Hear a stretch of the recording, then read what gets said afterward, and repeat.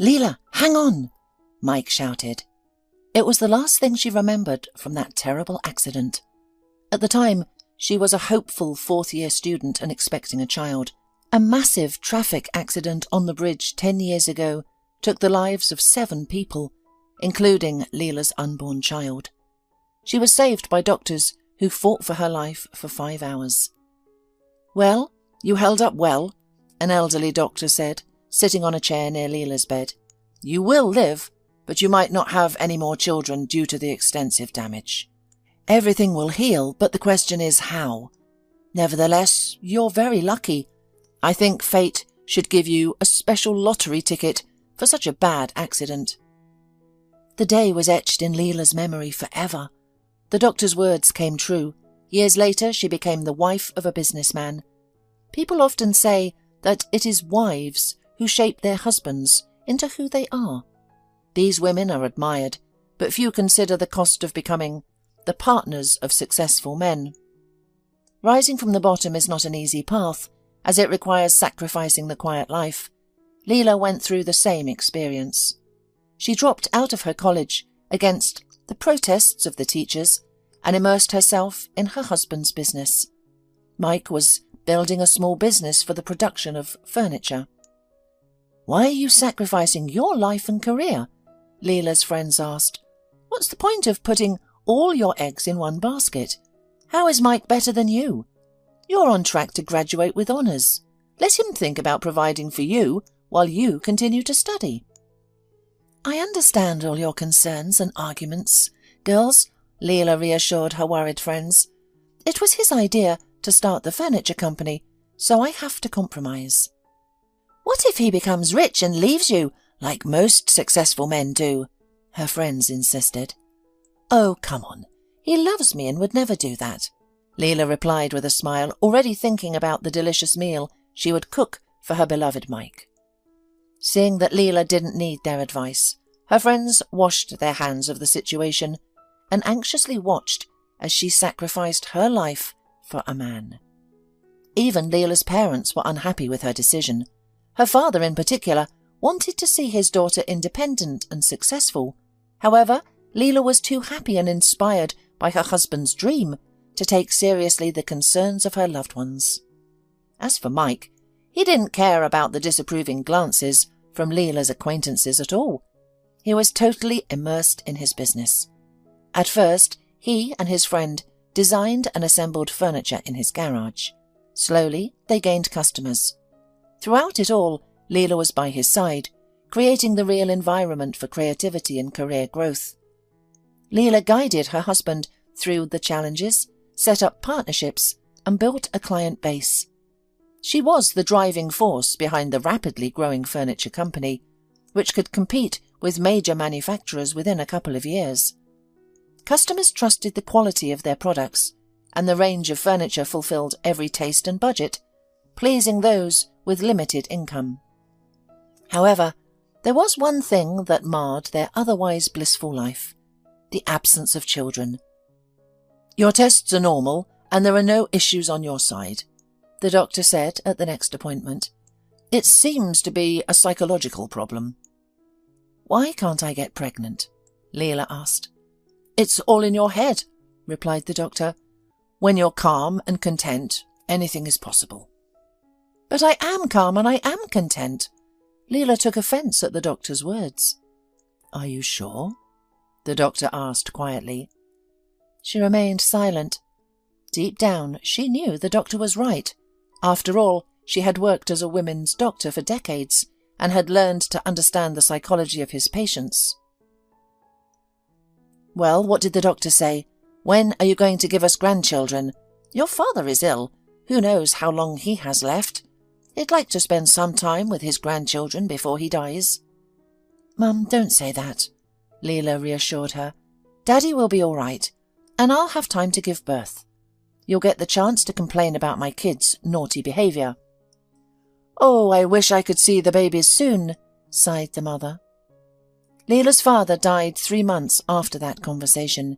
Grief-stricken, the mother didn't live a year after his death. So Leela was left alone, and apart from Mike, there were no other relatives. She sold her parents' apartment to invest the money in her husband's business. As the number of customers grew, the company's capacity needed to be increased.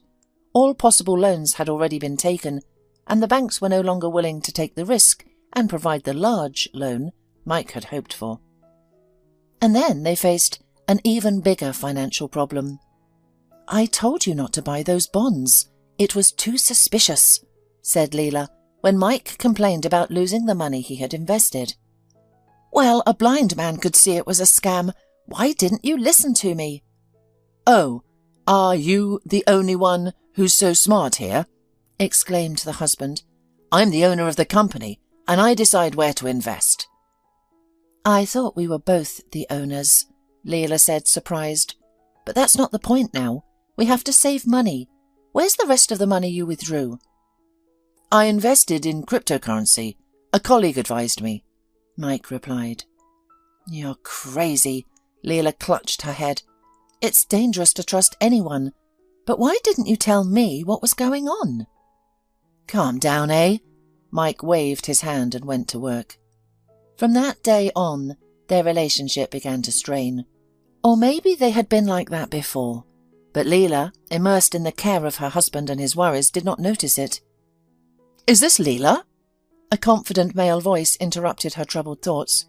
"This is your father's lawyer calling, Mr. Marshall. May I see you? It's about your inheritance." "Yes." Leela was surprised by the strange call, for she had received the inheritance from her parents 6 months ago. "Let's meet in an hour at the Cherry Cafe." Leela sat at a table in a familiar place from her childhood, where she used to go with her parents as a little girl.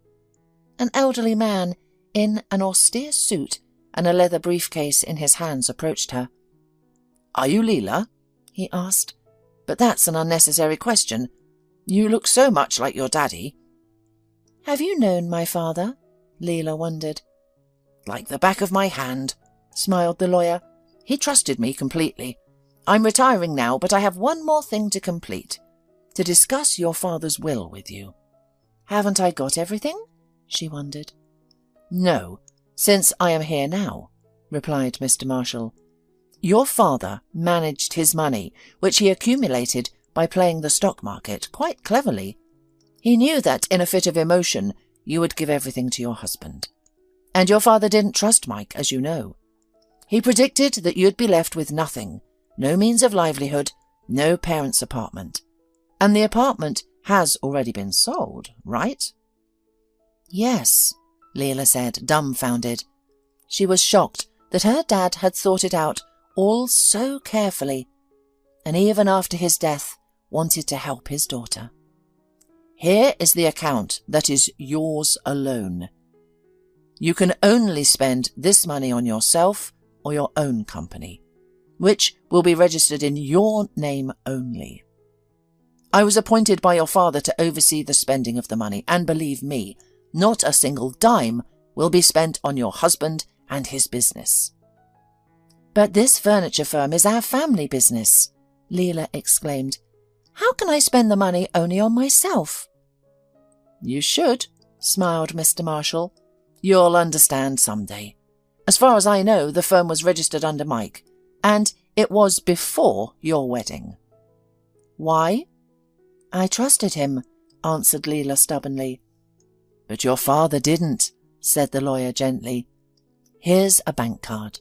According to your father's will, you'll be receiving a certain amount of money on it every month. It's the interest that's accrued from the deposit, so that you don't have to depend on your spouse. And this is the amount of money in the main account," said the lawyer, who wrote down a sum with many zeros. When Leah saw the amount of money her father had left her, she was confused. "Well, how? How could he earn so much? It's impossible. He and Mum lived an ordinary life," she exclaimed, splashing her hands in frustration. "Who do you think you got your talent for finances from? Plus, he had a faithful and pragmatic friend like me," Mr. Marshall smiled. "Thank you," Leela said, hugging the elderly man like a father. Tears welled up in her eyes, and she cried. "I miss him and Mum so much." Me too, my girl, me too, the lawyer replied, bidding farewell and heading home. Leela flew home as if on wings. She wanted to share the news of her newfound wealth with her husband. However, to her surprise, he didn't seem enthusiastic. Your money is none of my concern, her husband replied dryly. This lawyer and your daddy, they thought me worthless. He didn't show me any respect. He sat on the money, while I and you were bumping like a fly in the closed window. Good idea, father. Don't talk about my father like that, Leela reassured him. My parents have helped us a lot. I gave my all to your dream and we made it. Now you have your own company. What else can you dream of? Who asked you to give your all to our business? Mike suddenly retorted, causing Leela's eyes to well up with resentment. I have a dream, a son and a daughter which you can't give me. The last statement struck Leela deeply, as if a red-hot knife had pierced her heart. She hadn't expected such cruelty from her husband. But you know I can't have children because of that accident. And you had something to do with it as well, don't you remember? It was a miracle that you got away with it. They blamed the truck driver. What's done is done, Mike replied, preparing to leave. Where are you going? It's evening, Leela asked. I'm going to the office. I have too much work to do because I don't have a rich father who could give me money, Mike replied curtly, slamming the door behind him. Apparently, he couldn't forgive his wife for not being able to provide him with access to the money. As the evening grew late, Mike still hadn't returned home. Panic started to set in the woman's soul, but then Leela heard the key turn in the lock and Mike entered the hallway. He was tipsy, something he had never allowed himself to do before on a weeknight. Where have you been for so long? Leela asked anxiously. Where I've been, I'm not there anymore. Mike laughed drunkenly and went to sleep on the sofa without even taking off his shoes. Leela attributed Mike's behaviour to his upset about her father's inheritance and his lack of trust to Mike from the beginning. Therefore, she forgave this prank to her husband. As Leela undressed the sleeping Mike to put him to bed, she caught a subtle scent of women's perfume. Dismissing it as the scent of alcohol, she didn't pay much attention. Mike, Leela sighed. What a child you are, she said, stroking his head. Courtney, my girl, Sonny, daughter. Mike mumbled incoherently in his sleep. Leela froze in surprise. My poor Mike, she thought. He's delirious about having children and I can't give him any. He's already named his daughter Courtney in his dreams. And Leela wept bitterly, trying to stifle her sobs so as not to wake her drunk husband. In the morning, Mike was in high spirits, which couldn't be said for Leela. Why are you so strange? Mike asked as if nothing had happened, while his wife prepared breakfast. You look like you spent the entire night at a sports bar cheering for your favourite team. If only, Leela replied sleepily. Someone came home drunk from work last night. You wouldn't happen to know anything about that, would you? Why can't I have a drink with an old friend? We haven't seen each other in a long time, Mike retorted, taking offence. A friend? Leela inquired. Is this an interrogation? Mike suddenly exploded, causing Leela to shudder in fright. I'll eat at work. At least there's no interrogation. And with that, Mike walked away, leaving Leela standing bewildered in the middle of the kitchen. In the afternoon, Leela decided to go to the store, which was not far from her husband's office. She wanted to please him with a sumptuous dinner and mend the rough edges that were appearing more frequently in their relationship. Leela, it's good to see you. Carol, Mike's secretary, who had been with their company since its inception, rushed to meet her. Hi, Carol. Why don't you come in to see us? Leela asked. I think Mike won't be happy to see me, she said in a conspiratorial wink. Leela found Carol's words strange. Why are you walking around in the middle of the working day? Did you go for gingerbread and coffee? Leela joked. No, I resigned from my job a couple of months ago. said Carol. Why? Leela stood in surprise. Was the salary not satisfactory? We could raise it. There's another reason. Let's just say it has a moral background, she answered evasively. And who's in your place now? Mike didn't say anything. That's strange. There's a new secretary. Her name is Courtney. Carol replied, blushing. And I found another job. I'm getting used to it. I wanted to ask you, did you have a family celebration yesterday? I saw Mike buying a gorgeous bouquet of flowers and a huge teddy bear. No, he was at work late last night and then came home drunk, Leela replied. Are you sure? Carol asked softly and, saying goodbye, went on her way. This strange conversation had gotten into Leela's soul and would not let her relax. Dinner was ready, but she was not as glad as she had been in the morning. Vague doubts tormented her. Leela was afraid to directly ask where her husband had been last night and with whom. What if her suspicions were groundless, and Carol was only seeking revenge on Mike for her dismissal? Dinner was on the table, but Mike still hadn't arrived. He showed up on the doorstep 2 hours later. Leela had to reheat the roast. She put on a smile to hide her worries. Lots of work? Leela asked sympathetically, helping her husband take off his jacket. Her nose detected the familiar scent of expensive French perfume. It was a woman's perfume. After inspecting his shirt for traces of lipstick and finding nothing, Leela calmed down, thinking that she was just overthinking things. Yes, there's a lot of work, Mike said. I was discussing the company's development strategy for next year. You know, I'm so tired. I'll grab a quick bite and go to bed. Okay. But I've been preparing all day. I've been at the stove for 3 hours, Leela said, unable to keep her upset. Let's spend some time together like we used to. Remember? We'll sit, we'll talk, we'll laugh, we'll reminisce. Leela, I'm not desiring to laugh right now. Mike cut her off. We need to increase production, and that requires money. I told you, I'm tired. Can't you hear me? It's true what they say, women become dumb when they become housewives. Leela didn't expect such rudeness from her husband and decided not to continue the argument with him. Dinner passed in silence. The ticking clock seemed to measure the time until the end of the family dinner. Leela occasionally went into the kitchen to wipe away her tears. Soon Mike got up, thanked her for dinner, and left the dining room without even kissing her, as he usually did.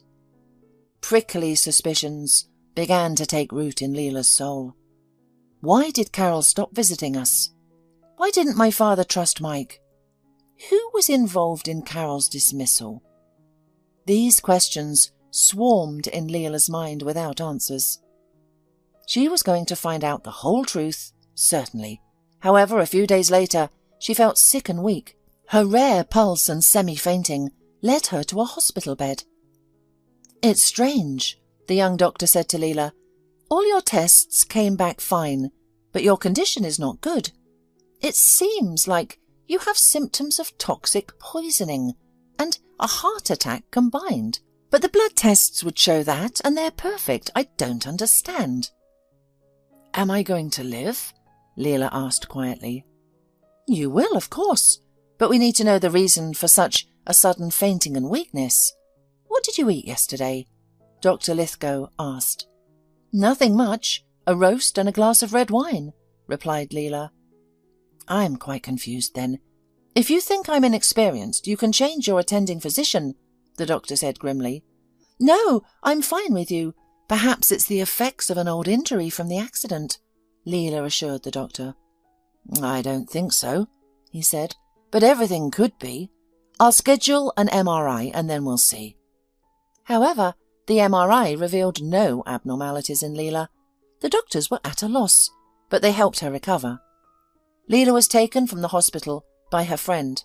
Mike didn't find time to assist his wife and didn't visit her during the 5 days she was undergoing examinations. This greatly offended Leela, and she decided to confirm whether her father was right about her husband. As she entered the house, she felt a sense of emptiness. The refrigerator was empty, and expensive champagne bottles were in the trash can. "And what were you celebrating so cheerfully while I was in the hospital, dear husband?"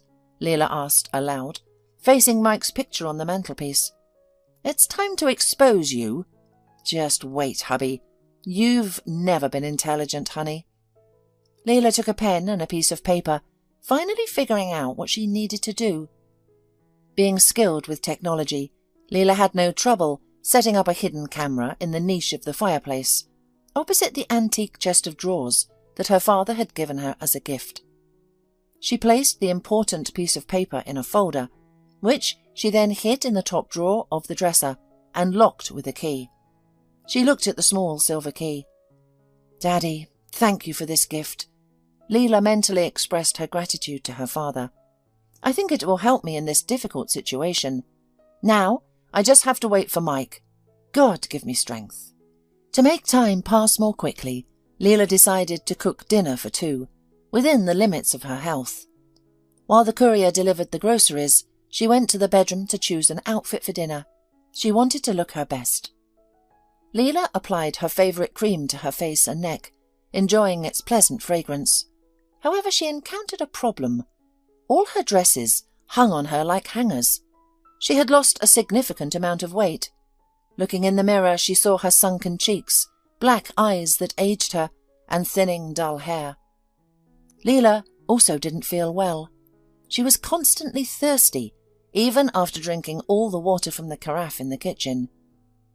The groceries arrived quickly, but preparing dinner turned out to be a challenge. Leela had to take breaks frequently as her hands trembled with weakness, and she longed to lie down and rest. She remembered her beautiful pearl earrings and wanted to wear them, but they were not in their usual place. At that moment, the front door slammed open, and Mike entered the kitchen. "Leela, are you home?" "Yeah, I'm here," she replied, coming out into the hallway. "Dinner is on the table. Wash your hands and join me." "How are you feeling? You don't look well." Mike looked at her as if seeing her for the first time. "I'm so-so," she replied. "Have you seen my pearl earrings? I can't find them. It's strange." "No," Mike replied briefly. During dinner, Leela told her husband, "Listen, something strange has been happening to me lately. I don't know how much time I have left to live." Leela noticed how intently her husband listened to her. "That's why I've made a will, but I have one condition." "What?" Mike exhaled. "The will is in my dresser. You must only open it after I pass away. Here's the key. Will you promise me?" Leela handed her husband the precious key. "Certainly," he answered quickly, but hesitating before adding, "Well, I hope that won't happen." The trap was set. Leela had opened it. If Mike discovered the will before the specified time, it would mean that all he wanted from her was money. Leela anxiously watched to see if Mike would approach the dresser. She had installed a special app on her phone. 3 days passed, but Mike didn't come near it. Leela began to feel a sense of relief. They resumed having dinners together, which helped calm her down. However, the mysterious illness resurfaced. Leela's condition deteriorated rapidly, and she was transported by ambulance back to the same hospital again. When Leela regained consciousness, Dr. Lithgow and an unfamiliar man were standing in front of her, engaged in a heated argument. "Oh, come on, Travis, what nonsense!" exclaimed Dr. Lithgow. "You're talking nonsense. You're a medic." "I've seen patients like her before," Travis whispered. "It's not good if you don't help them in time. Why don't I get her our granny, who was a talented herbalist?" "Oh, come on. Bring me more shaman. Let him dance with a tambourine arrangement. Maybe we can use witchcraft to get a new ultrasound machine at the same time," Dr. Lithgow snapped. "This is a hospital, not a forest village. So don't bother our granny. She's not young, and she has a high blood pressure." "Doctor," Leela whispered, "what shamans are you talking about?" "Oh, you're awake. That's good." Dr. Lithgow leaned over Leela and checked her pulse. "Your heart is racing. I don't understand anything." "My brother is joking. He's talking nonsense. Rest now, and I'll check on you later." And Leela was left alone in the room. This time, Mike had splurged and chosen the best ward for his wife, apparently to apologise for the last time when he had left Leela here alone. Between the procedures, she took out her phone and started watching the space where the dresser stood. She was afraid she would miss the moment when Mike opened the drawer. But nothing happened for a while, so Leela just observed her surroundings and thought she was wrong in her suspicions. However, her patience was rewarded.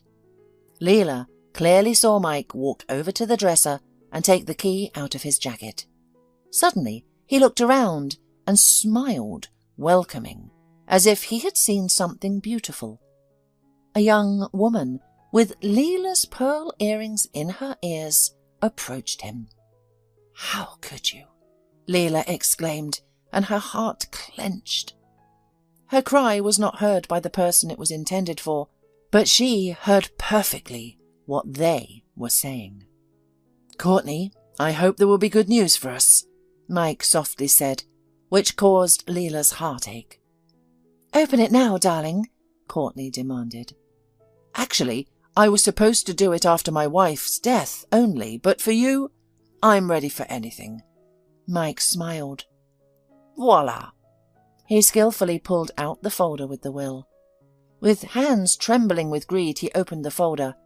A completely blank sheet lay before him. "I don't understand that stupid humour," Mike shouted and threw the sheet on the floor. "What is this? Where is the will? What does it mean?" "It seems like you've been tricked," Courtney grudgingly said. "How could you let her do that? You said you had it all worked out." "She knew I would open the will beforehand, so she suspected me," Mike concluded. "I can't stand her anymore. I'm sick of her." "Calm down," said Courtney. "You're scaring me, and it's not good to worry." Suddenly a sharp pain pierced her entire body, and Leela lost consciousness. "You frightened us," the male nurse said while giving her an IV. "It's good that you're awake." "Get Mr. Marshall, my lawyer. Here's the phone," Leela said, not even having the strength to hold the receiver. "Okay, I'll do it," the man said. Mr. Marshall arrived quickly.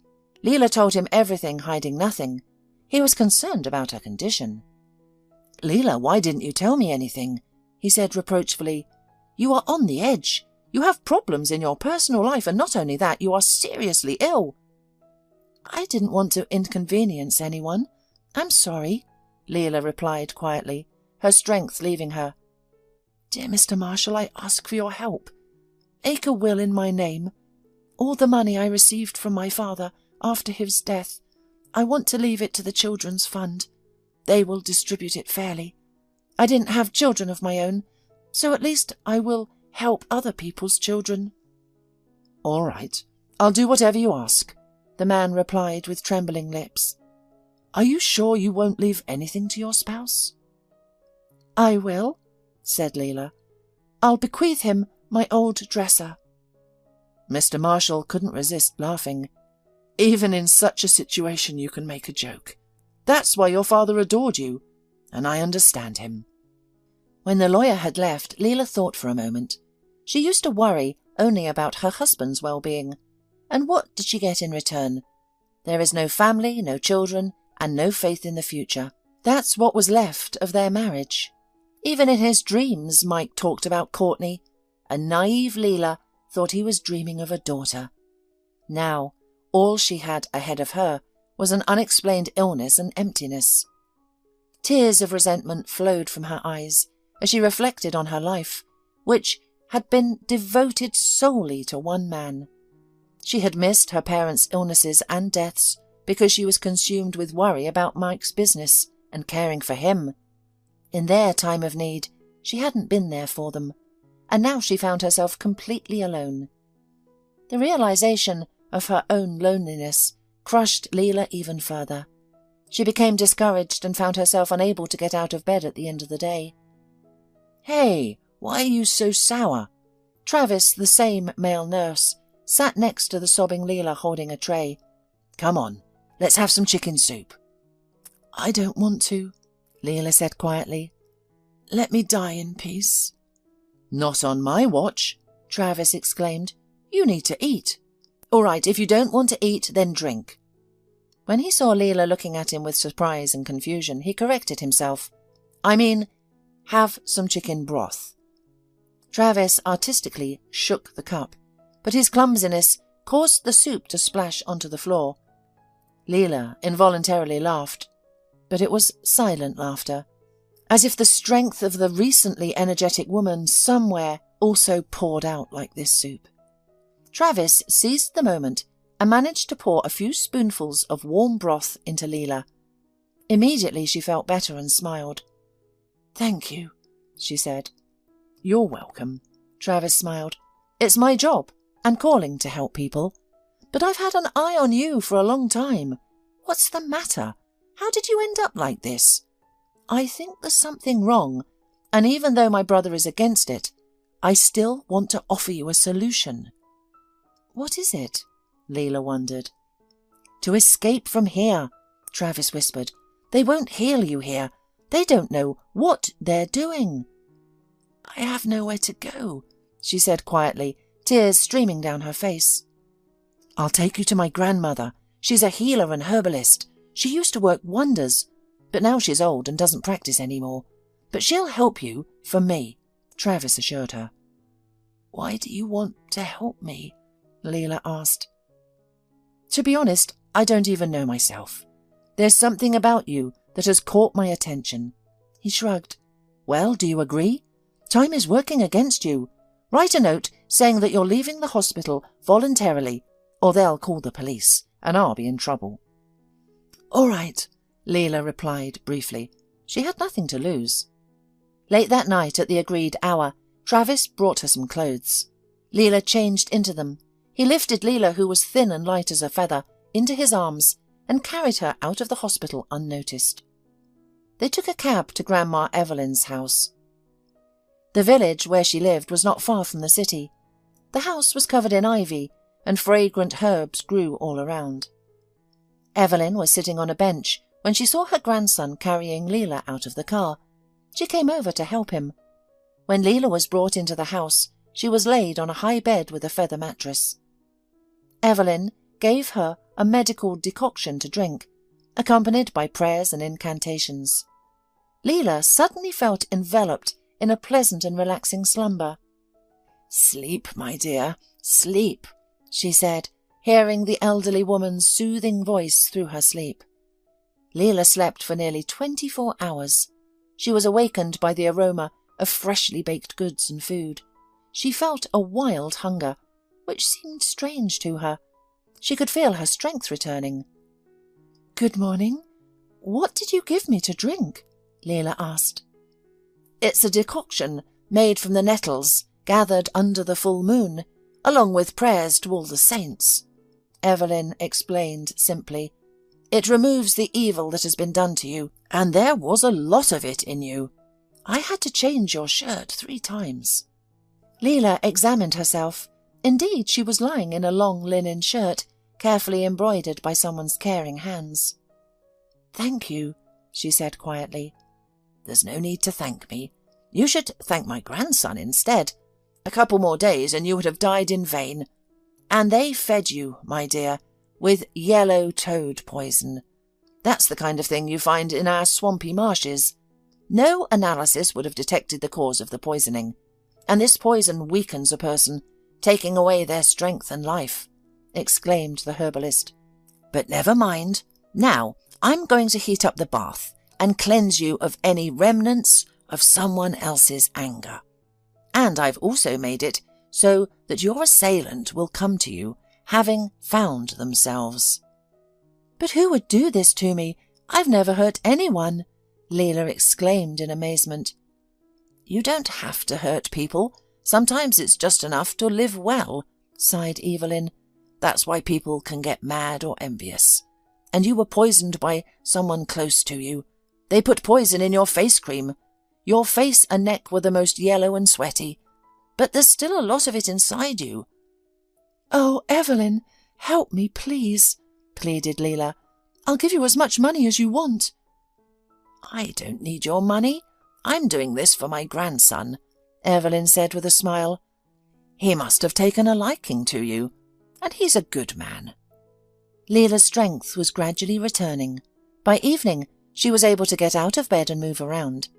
After a bath, where Evelyn performed a purification ritual, Leela began to feel better than before, like a phoenix rising from the ashes. When Travis arrived home after work, he was surprised to find Leela and his granny making dumplings together. "Wow!" he exclaimed. "Grandma, you've outdone yourself. Leela looked so sick. How did this happen? I'm so glad." "It was a professional job," Grandma joked, "but seriously, grandson, you brought Leela here just in time. By the way, how's your brother doing? Is he angry?" "Well, he's good," Travis grinned. "He left me without a bonus, saying it was for self-rule." "We'll have to give him a bath too to wash away his pride," grumbled Grandma. The next 3 days passed peacefully and tranquilly for Leela. She had never felt better. She enjoyed being in the village, the clean air, delicious food, the closeness to nature, and the simplicity and openness of the people. She decided to stay, much to the delight of Evelyn and Travis. The healer had been in need of a successor for a long time, and Travis had developed strong feelings for the beautiful and gentle Leela. But this idyllic period was interrupted by a visit from Leela's past life. Mike showed up, clearly not expecting to see Leela in good health, and he was unpleasantly surprised. "Well, hello," he said sarcastically. "So this is where you've been hiding. The hospital told me you had run away. How could you do that? You could have died without treatment." "Hello," Leela said. "And who, I wonder, is to blame for my illness? Do you happen to know?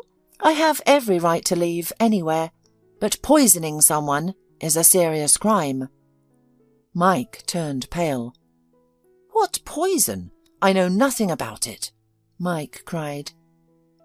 "And you don't know anything about your mistress Courtney either, right?"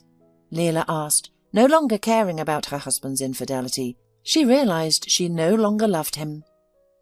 "I have no mistress," Mike shouted, his face turning red. "But the camera footage says otherwise," Leela grinned. "Did you like my will? By the way, I filed for divorce. My lawyer will be in touch." "I'm glad to hear. I've wanted to divorce you for a long time," Mike yelled. "I'm sick of you. I own the whole business, including your house. You signed the deed of gift without looking." "Yes, my father was right about you, and I'm grateful for his help," Leela grinned. "I'm sorry about your Courtney. I think she'll meet the same fate as me. Now get out. This house is too clean for your kind." And Mike left, slamming the door loudly. Leela could no longer hold back her tears and sobbed. Evelyn rushed to comfort her. "Don't be sad, my dear. You're still young and will start living again. God willing, everything will work out for you." She stroked Leela's head. "Look at how Travis looks at you. He can't take his eyes off you." "I think it's mutual," Leela confessed to the elderly woman. "Well, go and tell him," Evelyn smiled, "because he's tormented by his feelings." That same night, when the two hearts in love met, Leela and Travis worked things out between them and decided to get married as soon as Leela got a divorce. They didn't have long to wait for that. Mr. Marshall did everything so that Leela finally parted ways with her traitor husband. Rather than having a grand wedding, the couple opted for a modest ceremony at the registry office, surrounded by their closest friends and family. "I wish you nothing but joy in life, Leela," Mr. Marshall said, embracing the young woman. "Your father would approve of your choice. Travis is a worthy man." "Thank you," she replied. "We've also decided to open a small medical centre in the village. Currently, we don't even have a paramedic here, and the sick have to travel to town for medical services. Additionally, we want to establish an office for alternative medicine, with Evelyn in charge. However, it seems we'll need a special permit for that." "Don't worry, I'll handle all the paperwork," assured Mr. Marshall. Using your father's funds is the right thing to do." "Yes, I believe Dad would be okay with it," Leela said. While the construction of the medical centre was underway, Evelyn taught Leela all the wisdom she possessed. The elderly woman also left Leela an old book about herbals. This book was a family heirloom passed down through generations of women. It was a large, ancient manuscript, bound in red leather, which Leela diligently studied under Evelyn's guidance. Soon, Leela became well versed in herbs and their uses, and was able to identify the true cause of ailments. Travis's household now had 2 herbalists. It was only then that Leela realized why she had never completed her studies at the university. She had a different calling, to heal and save people.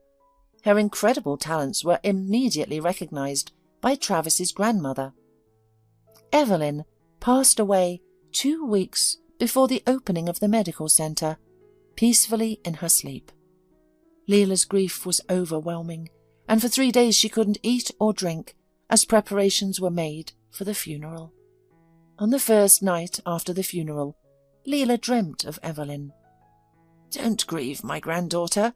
This is just the start of another life for me, and you must continue my work. Take care of Travis and the miracle that awaits. I am leaving." "Grandma, please don't go," Leela cried out in her sleep. She was awakened by a frightened Travis. Leela shared her dream with him and cried out her sorrow, hoping to alleviate the pain of separation. By morning, Leela had regained her strength and resolve. She had a duty to fulfill Evelyn's instructions. A week later, the medical centre, named after Grandma Evelyn, was opened. Patients flooded in every day. The non-traditional medicine office, where Leela herself provided consultations, was particularly beloved by the locals. Not a single person left unsatisfied with her help. Travis supported his wife in every aspect of her work. However, there was one thing that still troubled Leela. She couldn't get pregnant. Her body seemed unable to let go of the past, despite following Evelyn's instructions faithfully.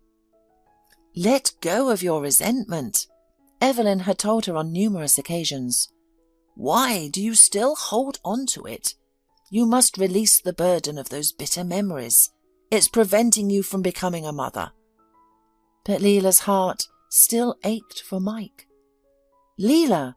Travis!" People called her from outside the window. She quickly got dressed and went out into the yard. The coolness of the summer night greeted her.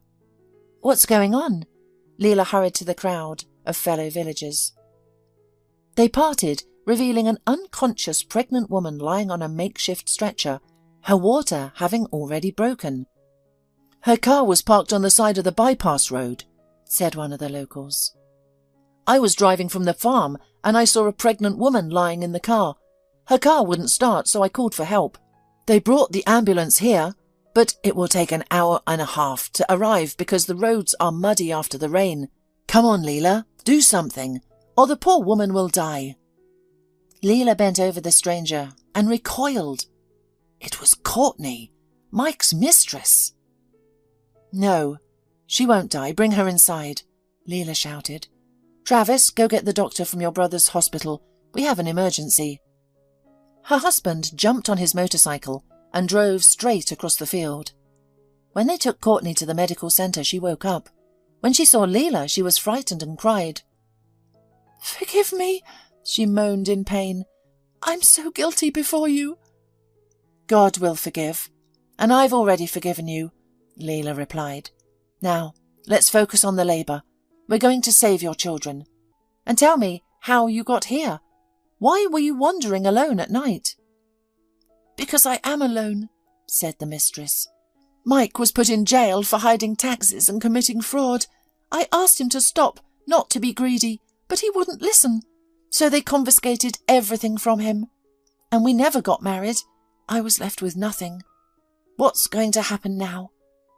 "Everything will be all right. Don't be afraid," Leela reassured Courtney. "The good doctor will come and everything will be all right." But the doctor arrived only 10 minutes after the medical centre had filled with the cries of newborn twins, a boy and a girl. The labour was natural and went well, despite minor complications. Leela was overjoyed.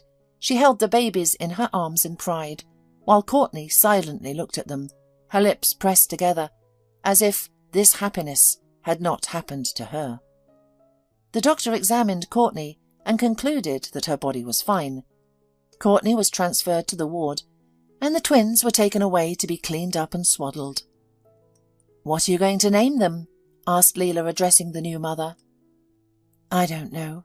Courtney shrugged and turned her back to the wall. "All right, sleep and rest," Leela said, and closed the door behind her, leaving pomegranate juice and porridge on the table for the young mother. Leela spent the whole night with the babies, trying not to wake Courtney, who needed sleep and strength, before feeding the children. When she brought the twins into the room, she gasped in surprise. Courtney had left, leaving a short note that read, "I give up the children. They are yours, Leela. I can't raise them alone without Mike, and I don't want to. I'm sorry. Goodbye." That's how Leela became a mother to Evelyn and Jaden. She and Travis decided to adopt them. 5 years passed. "Mum," little Evelyn approached Leela, "why do all my friends in kindergarten have younger brothers and sisters and we don't?" "Don't get upset, honey, because you will have two," Leela said and smiled.